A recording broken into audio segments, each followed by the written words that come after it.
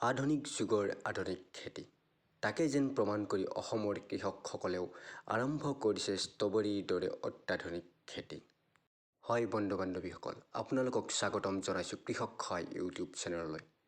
আজি মই উপস্থিত আছোঁ এডৰা ষ্ট্ৰবেৰী খেতিৰ মাজত। ইয়াৰ আগৰটো ভিডিঅ'ত মই কৈছিলোঁ যে ষ্ট্ৰবেৰী খেতি কেনেকৈ আৰু ক'ত পোৱা যায়। আজি আপোনালোকক দেখুৱাবলৈ চেষ্টা কৰিম কি পদ্ধতি অৱলম্বন কৰি এই খেতিবিধ কৰা হয়।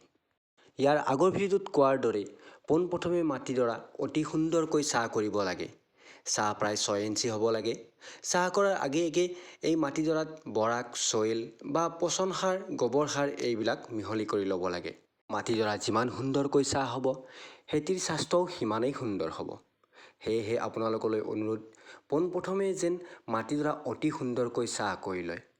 চহ কৰা মাটিডৰাত শাৰী শাৰীকৈ এনেদৰে আলি সদৃশ বনোৱা হয়।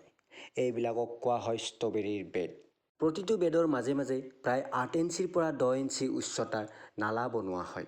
এই নালাৰে ষ্ট্ৰবেৰী খেতিত পানীৰ যোগান ধৰা হয়। বেডবিলাকৰ ওপৰত বেডৰ সমান্তৰালকৈ প্লাষ্টিক জাপি দিয়া হয় আৰু দুটা মাটিৰে ঢাকি দিয়া হয় যাতে বতাহত উৰি যাব নোৱাৰে। তাৰ পিছত বেডৰ ওপৰৰ প্লাষ্টিকখনত এনেধৰণৰ ফুটা কৰা হয়। এই ফুটাতেই ষ্ট্ৰবেৰীৰ পুলি ৰোৱা হয়। এইবাৰ আমি আগবাঢ়ো ষ্ট্ৰবেৰী পুলি ৰোপণ কাৰ্যলৈ। আপোনালোকে দেখিছে ষ্ট্ৰবেৰী বেডৰ ওপৰত যিখন প্লাষ্টিক পাৰি দিয়া হৈছিল, সেই ফুটাবিলাকৰ মাজে মাজে কেনেধৰণে এই মাটি খান্দি মাটিবিলাক উলিওৱা হৈছে আৰু সেই মাটিবিলাকত গোবৰ সাৰ বা পচন সাৰ দি থকা হৈছে। ষ্ট্ৰবেৰীৰ বাবে জৈৱিক সাৰ অতিকৈ প্ৰয়োজনীয়। পৰাপক্ষত ষ্ট্ৰবেৰীৰ খেতিত কৃত্ৰিম সাৰ ব্যৱহাৰ কৰিব নালাগে। এখেতসকলৰ সমান্তৰালভাৱে সোঁফালে আপোনালোকে দেখিছে দুজন ব্যক্তিয়ে কিদৰে ষ্ট্ৰবেৰীৰ পুলি ৰুই আছে। আহক আমি লাহেকৈ তেওঁলোকৰ ওচৰলৈ আগবাঢ়োঁ।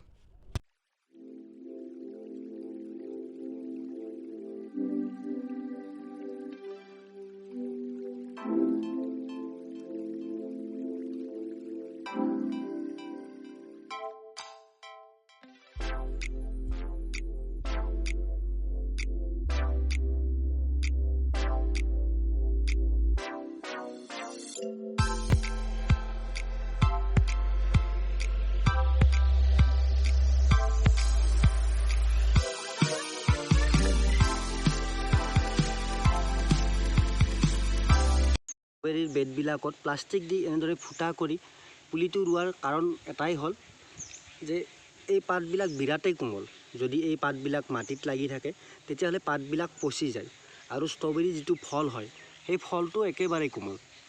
যদি এই ফলটো মাটিত লাগি থাকে তেতিয়াহ'লে ফলটো অতি শীঘ্ৰে পচি যায়। সেইকাৰণে এই প্লাষ্টিক দি কিনে এই পুলিটো ৰোৱা হয়।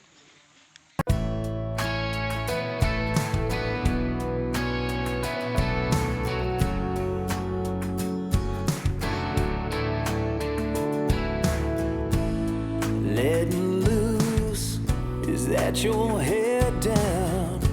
Yeah, you're in the mood. Oh, to come unwound.